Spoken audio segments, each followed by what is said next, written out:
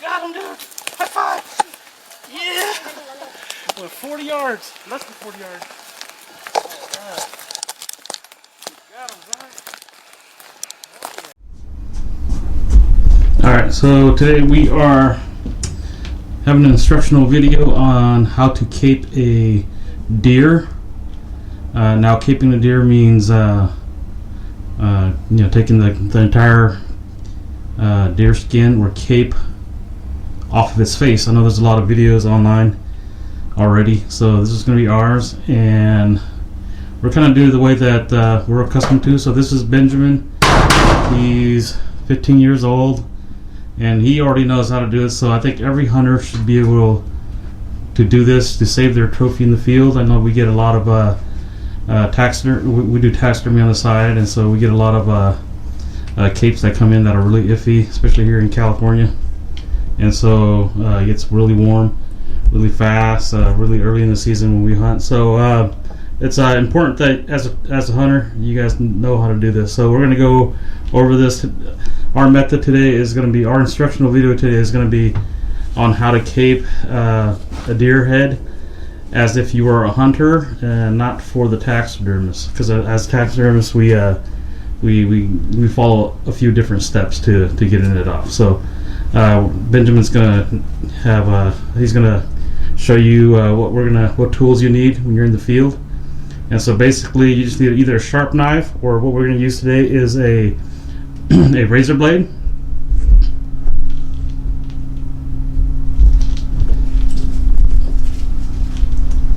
Alright, so we got a razor blade and a flathead screwdriver.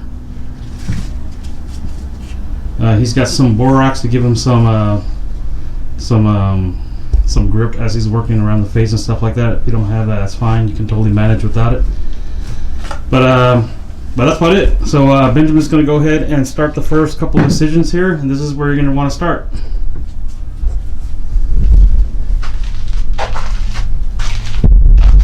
So your taxidermist, if you have a deer that you want to mount, the first cut you're going to make is either what we call a 7 cut or a Y cut. So right now Benjamin's doing the 7 cut. So basically with every one of these incisions and every one of these cuts, you want to cut from under and up. So you never want to cut from on top, because if you cut from on top, you're going to be cutting hair, and so there's no way your taxidermist is going to be able to replace hair that's lost. So right now he's working his way across as he goes from burr to burr. The burr is the base of the antler. So he's getting right under it. Okay, so as you can see, he's reached the other burr. And so this is going to be a little bit different if you have a buck and velvet. The process is all going to be the same, but instead of using this flathead screwdriver to pry the skin off of the base of the burr during the buck is still in velvet, the velvet is going to be physically attached to the hair or the skin that's still on the head here. So you're going to have to use your knife to work your way around it. So you can see Benjamin's using his razor blade here to give him some relief cuts. If things get a little tight, just use some relief cuts and kind of loosen things up. So he's prying around the burrs right now. So you want to use a prying motion up and under and pull. So whatever you do on one side, you go over to the other side and do, because obviously you're going to have some tension from the side that you haven't worked on yet. So just take your time. This could be done easily in 30 minutes at camp. So we'll let Benjamin work his way around one burr right here. That way we can show you, and then we'll fast forward to the next step. So as you can see, he's giving himself some work to room here room to work here.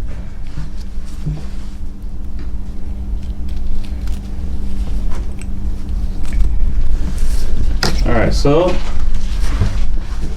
this is, like I said, this is going to be our Y cut. But go ahead and put all the skin back together, Benjamin, and show them that natural hair pattern. So on that, so the incision we just made right now is the Y. So draw the Y for draw the 7 for them.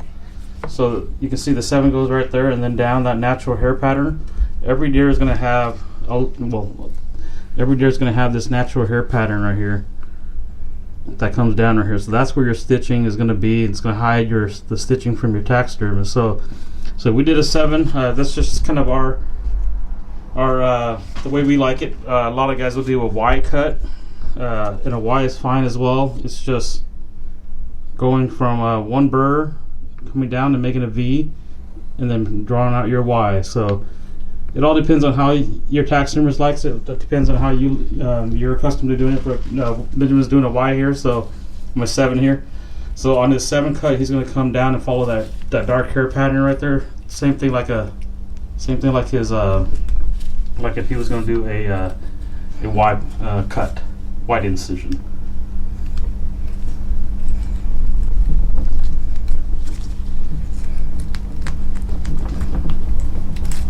And then once he gets to that hair pattern, he's going to make a cut down.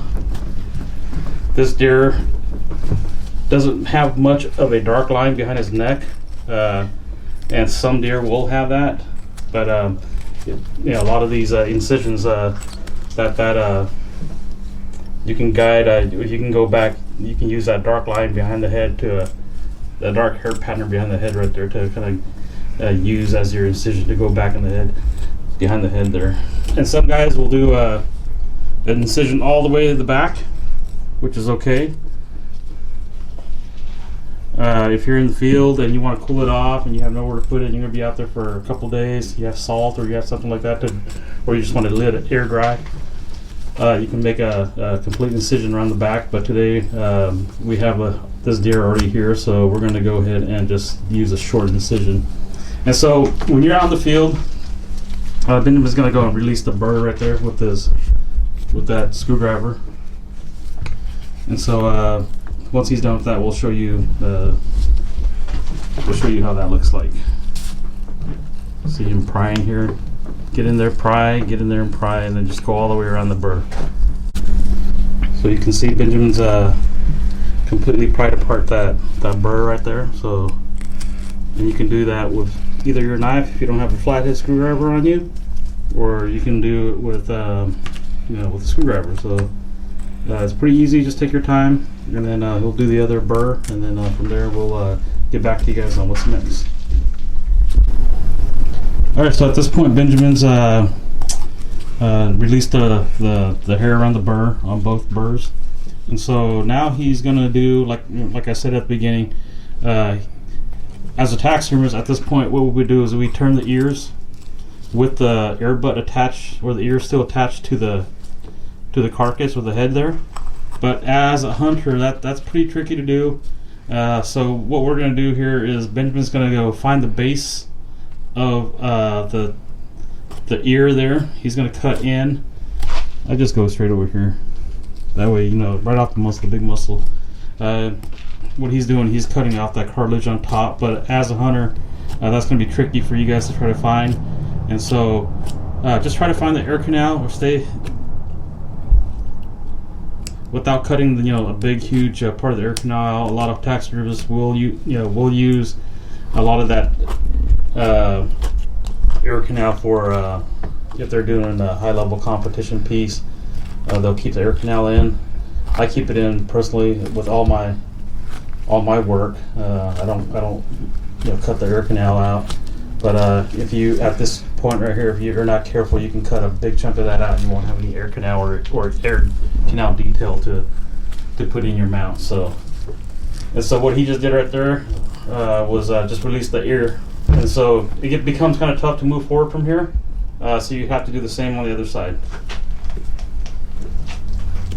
So he's going to cut the ear off from the other side there.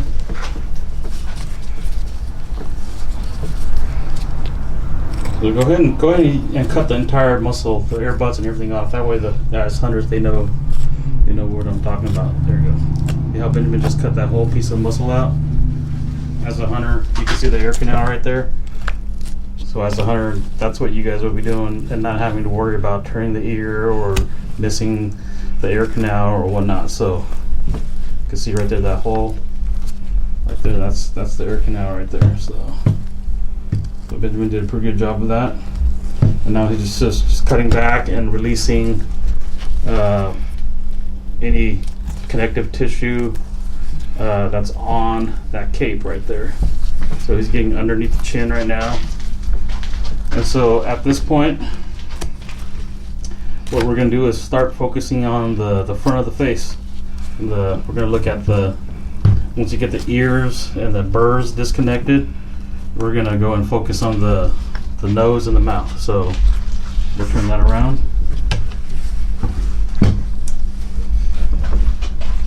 And so with any animal, deer, bears, anything you want to mount, your taxidermist is going to need a good amount of a lip to tuck. So what Benjamin's doing here is he is cutting that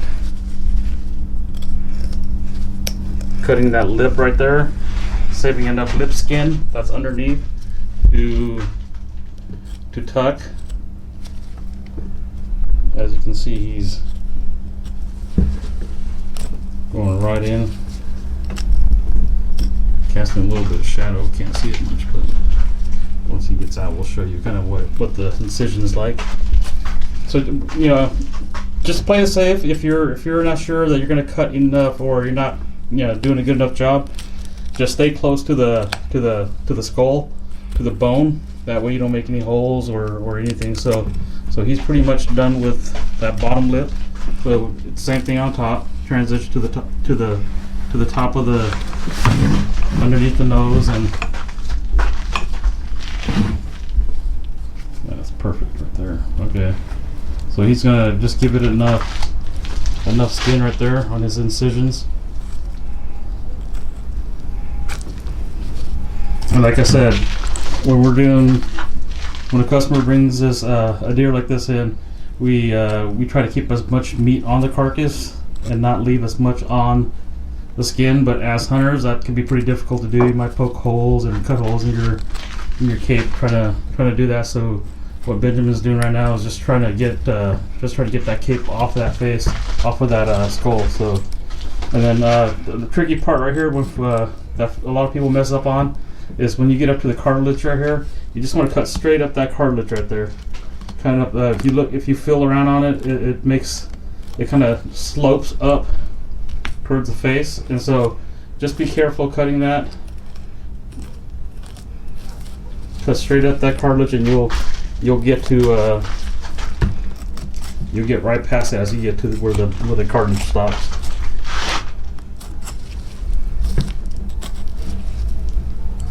And now he's just making relief cuts, and now he's gonna, as you get up to this point, you see that palate right there. You can all that weird stuff, cut straight down.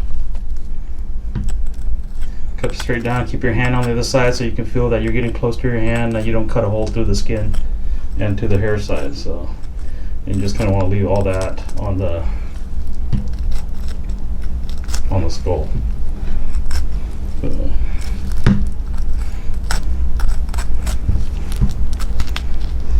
Keep your blade pointed towards the skull.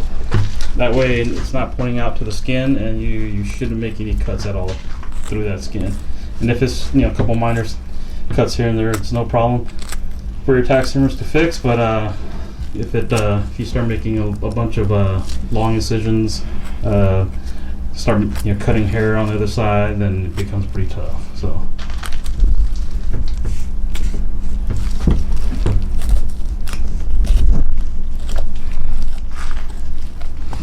All right, now he's just going to work his way up, get as far up as he can.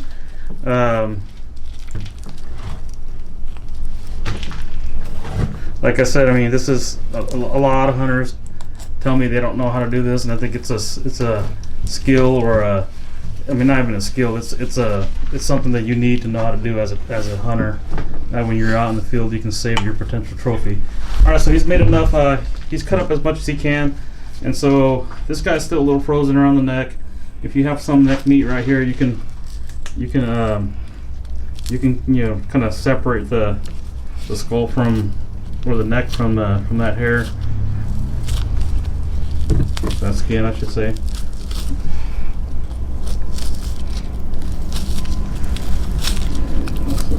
It's also, when something's frozen like this, you have a higher tendency of making cuts through the hair side, just because you have folds that are frozen that you might not otherwise be able to see or feel if it's as opposed to if it's thawed out. So just kind of take your time. Obviously, if you're out in the field, or it wouldn't be this frozen unless you're like in a western state that's already frozen over, and you leave it outside, it'll be frozen. All right. So just taking your time and staying close to trying to leave as much meat on that carcass as you can, because what happens is if you leave too much meat on the skin or on the cape, that's gonna prohibit cooling, and so you might have hair loss in some areas that either doesn't get air dried or doesn't get salt penetration if you're gonna salt. So, all right, so he's pretty much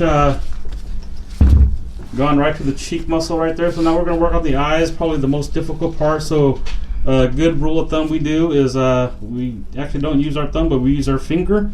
We poke it right through the eye from the outside, and from there you can kind of feel your finger on the inside of that the eye orbital right there. You see Benjamin going through there. You can feel his finger.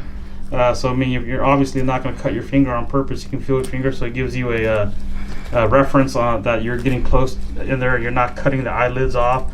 So as you can see, he's worked his way around the eyes, leaving plenty of eyelid to tuck right there. So your taxidermist use tuck it.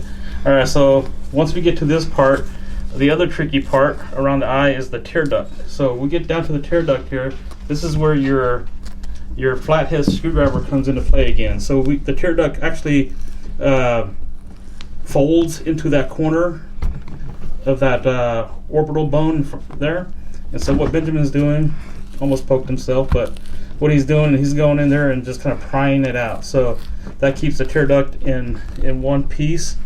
It's not split, it's not cut, because if you went, it's really deep in there. So what you can end up doing, if you're just working with your razor blade or something like that, you can have a tendency of cutting that tear duct wide open, and not having that for your taxidermist to duct. So there it is. That tear duct's right there. Benjamin just released it, and now he's going to take his razor blade and just kind of stay close to the bone. And like I said, that's kind of the rule of thumb. If you're not sure of what you're doing, cut downwards and stay close to the bone.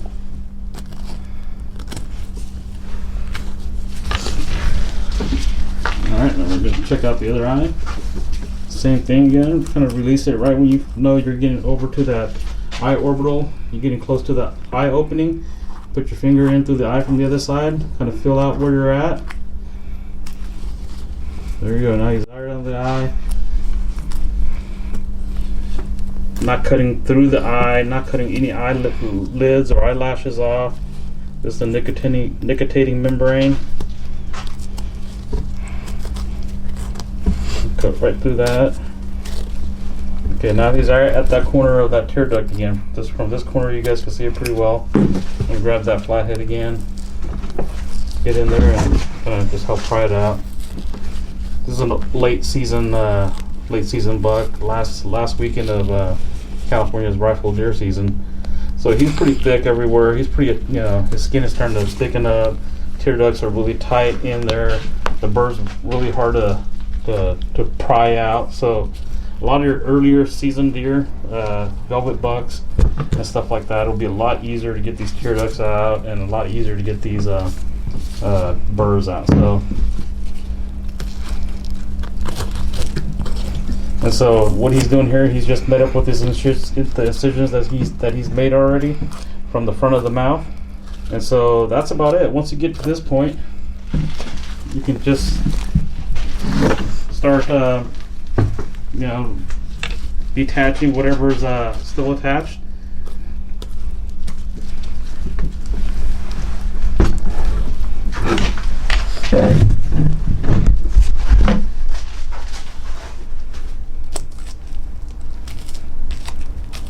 And that was all of about, I don't know, 15 minutes. So now you have your skull that's completely detached from the face.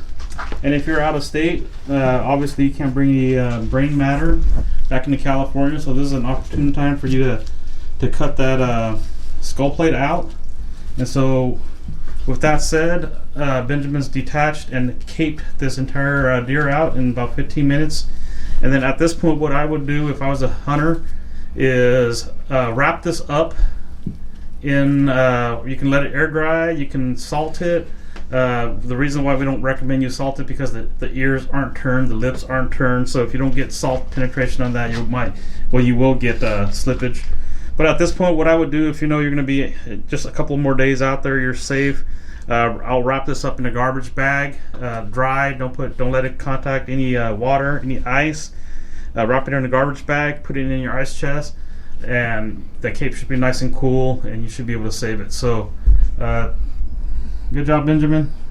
Benjamin does this on a daily basis, so it might look a little easy for him, but you know, if it's hard for you, just take your time, and you should be okay. So, leave any comments or questions or you know, well, you guys did this wrong in the comments. So like I said, this is just one way to do it. Everybody has their own way. And so don't forget to subscribe and like our channel. We will have gear review besides all of our hunting adventures and stuff like that. So thanks, guys.